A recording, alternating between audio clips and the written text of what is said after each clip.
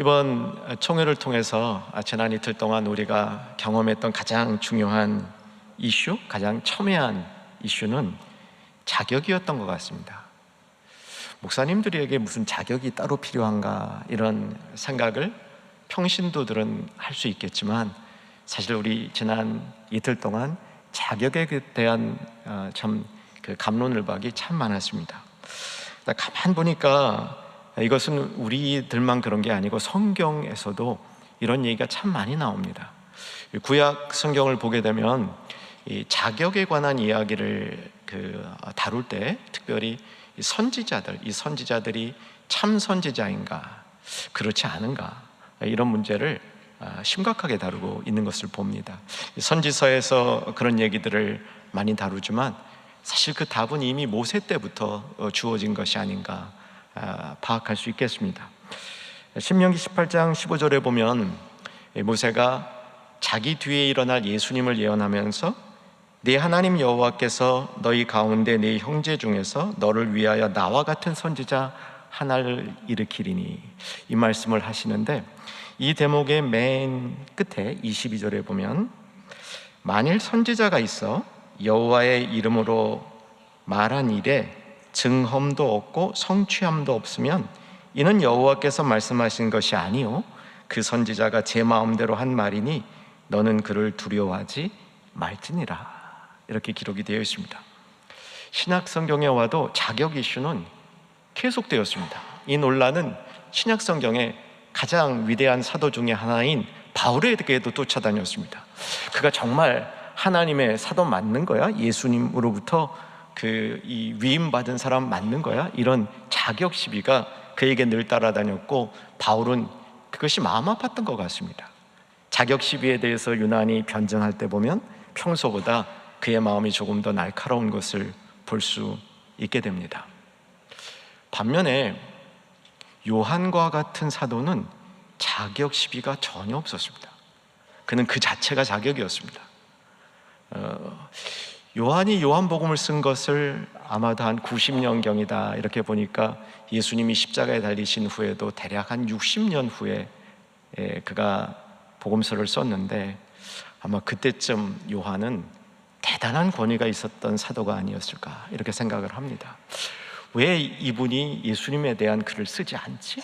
아마도 사람들은 그의 글을 기다리고 있었던 것 같습니다.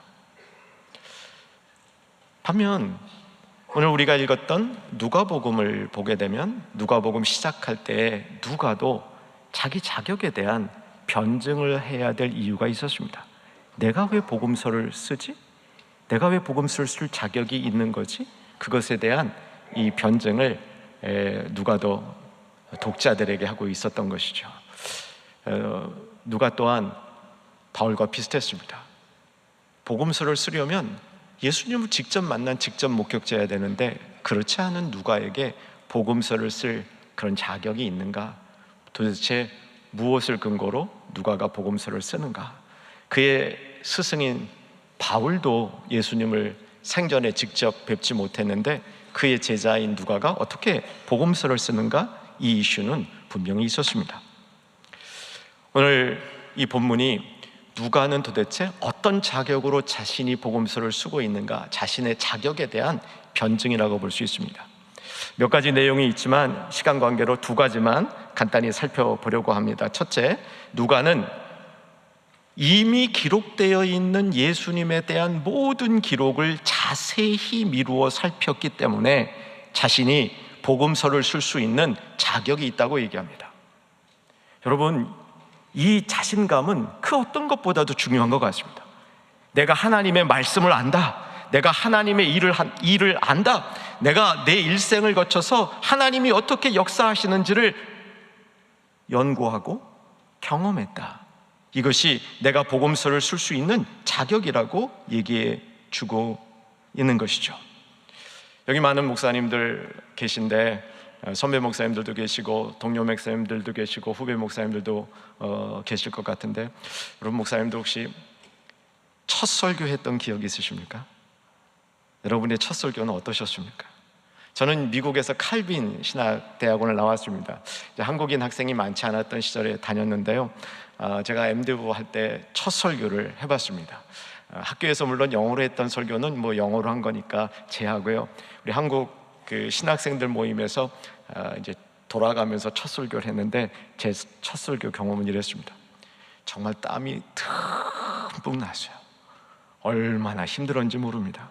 어떤 분들은요, 어떤 목사님들은 첫 설교부터 막 그냥 사람들이 아멘하고 뒤집어졌다고 얘기를 하는데 저는 제가 뒤집어졌던 것 같아요. 얼마나 그 시간에 오랫동안 땀을 흘리며 시간 간 줄 모르고 뻘뻘 고생을 하고 내려왔는데, 저를 가장 아껴주시던 이제 선배 전도사님이 저보다 팍 연배셨습니다. 한 8년 정도 나이가 많으셨는데 시계를 딱 보더니, 한 전도사 설교 몇 분 했는 줄 알아? 보니까 제가 6분을 했더라고요. 근데 저는 그게 60분 했는 줄 알았어요. 그렇게 힘들었습니다. 근데 그 선배 전도사님의 일침이 제가 아직도 저의 교훈입니다.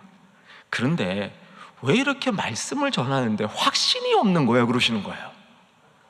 말씀을 전하는데 확신이 있어야지 왜 확신 없이 말씀을 전하는 거예요? 제가 그 전도사님의 이 지도 사랑 어린 한마디를 마음에 담고 있는 중에 누가 복음을 보면서, 누가가 이 다른 복음서엔 그런 게 없잖아요. 다른 복음서 저자들은 복음서를 쓰는데 내가 무슨 자격으로 썼느냐 이런 얘기가 없잖아요. 여러분, 마가, 마태, 요한 다 그냥 척 들으면 자격이 있는 사람이에요. 누가는 그런 자격이 없었거든요. 그런 외적 자격이 없었거든요. 그런데 자기 자신에게 있는 자격이 하나 있다고 얘기합니다. 내가 하나님의 말씀을 자세히 미루어 살폈다고요. 그동안에 이 자신 이전에 하나님에 대하여 쓴 모든 글들을 다 섭렵했다고 얘기를 하는 겁니다. 거기서 자신을 얻었다는 거예요. 그래도 저도 결심을 했습니다. 열심히 말씀을 공부해야 되겠다, 이런 결심을 했습니다.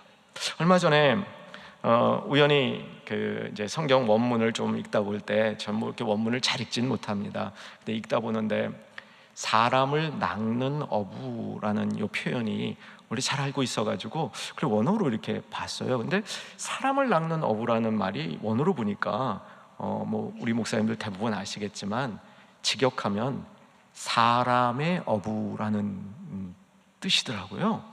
저는 사람을 낚는다는 이게 무슨 말인지 궁금해가지고 좀 성경을 찾아봤는데 낚다라는 동사가 없어요. 사람의 어부 이렇게 돼 있어요. 이게 어떻게 해? 내가 여태까지 목회를 30년 이상을 했는데 이걸 내가 몰랐나 하고 다시 뒤져봤습니다.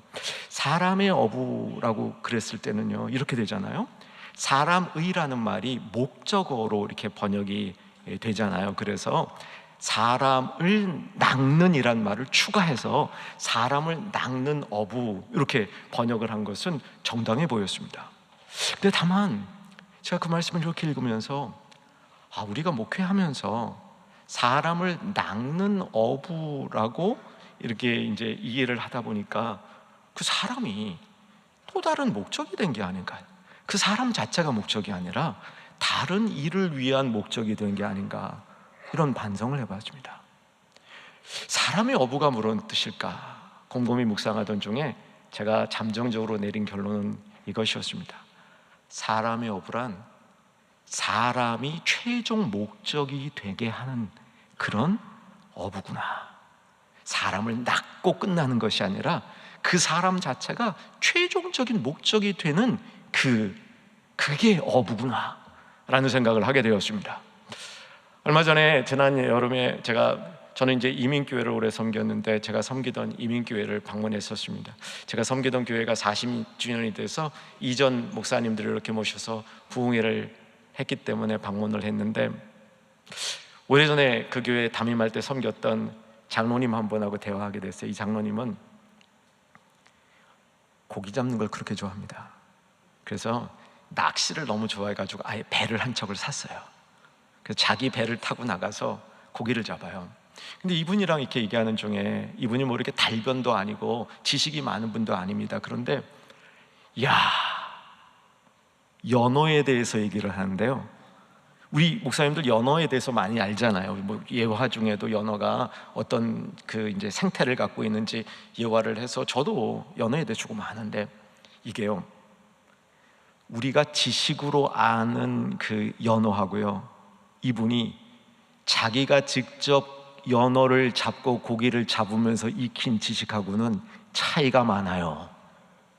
유튜브 찾아보면요, 요즘은 생생하게 연어에 대한 얘기가 유튜브로 다 나와서 웬만한 지식이 다 거기서 해결이 됩니다. 그런데 직접 연어를 잡는 그 어부와 같은 삶을 산 이 장로님의 지식하고는 차이가 있어요.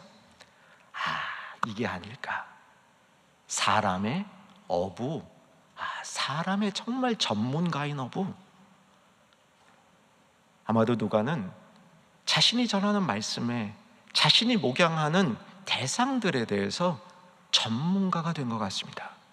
차례대로 글을 썼다고 얘기합니다. 이 차례대로라는 말은 상대방이 들어서 설득될 수 있는 방식으로 연구하고 또 연구해서 내가 아는 것뿐만 아니라 어떻게 말하면, 어떻게 전하면 상대가 조금이라도 더 잘 이해할 수 있을까, 이것을 위해서 노력했다는 뜻이죠.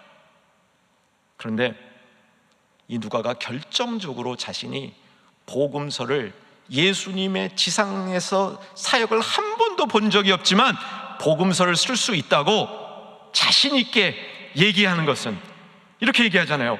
내가 이렇게 복음서를 써서 데오빌로 각하여 당신에게 확실한 것을 더 확실하게 해주겠다고. 데오빌로는 믿는 사람이었던 것 같습니다. 그런데 믿는 데오빌로에게 더 확신을 주겠다고 이 글을 쓰고 있는데, 근데 자세히 미루어 살핀 것보다 더 중요한 자신이 갖고 있었던 이 확신의 요소가 있었습니다. 우리에게 전하여 준 대로, 1절이죠. 우리 중에 이루어진 사실에 대해서 처음부터 목격자와 말씀에 일꾼된 자들이 전하여 준 대로, 이런 뜻입니다. 아주 포인트만 얘기하면요, 처음에 예수님을 본 사람이 누가 및 누가 주변에 있던 사람들에게 예수님에 대한 증언을 한 겁니다. 들었어요. 누가가 들었습니다. 그런데 그가 들은 대로 자기도 경험을 했습니다. 누군가가 증언을 해줬는데 증언을 받은 대로 나도 그 일이 나에게도 일어난 겁니다. 저는 저희 어머니는 45세 과부가 되셨습니다. 근데 45세 과부가 된 이래로 저희 어머니의 인생은 정말 바뀌셨습니다. 예수님 중심으로 바뀌셨어요. 서울에 있는 서현교회를 출석하셨는데 아버지가 돌아가시기 전과 돌아가신 이후에 어머니는 딴 사람이 됐습니다. 완전히 신앙인이 됐어요. 매일 새벽 기도를 집에서 하셔요.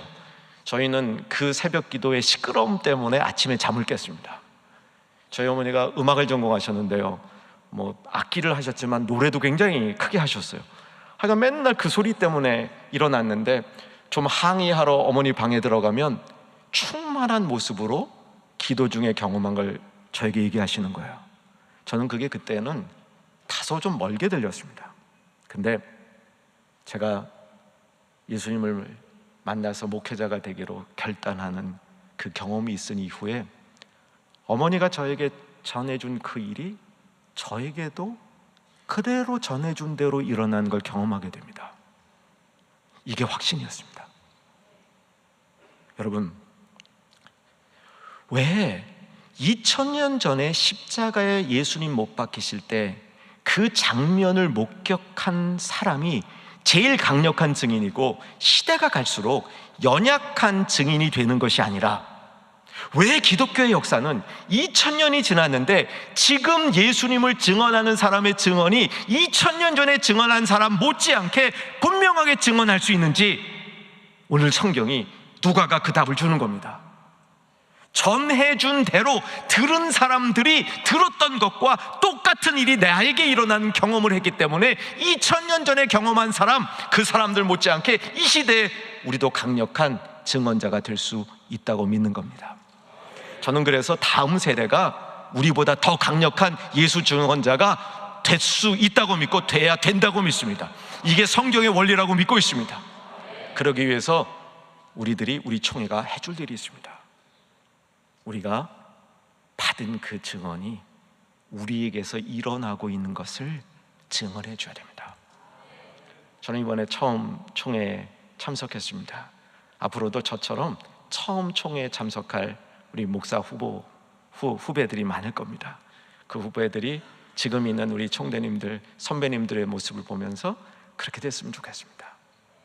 그들이, 그 선배님들이 나에게 전해준 대로 나도 경험해서, 근데 그 경험이 더 분명해져서 다음 세대에 우리가 받은 것을 더 분명하게 증거할 수 있는 우리 동료 목사님들, 그리고 이 자리에 함께한 모든 성도님들 되기를 주의 이름으로 축원합니다.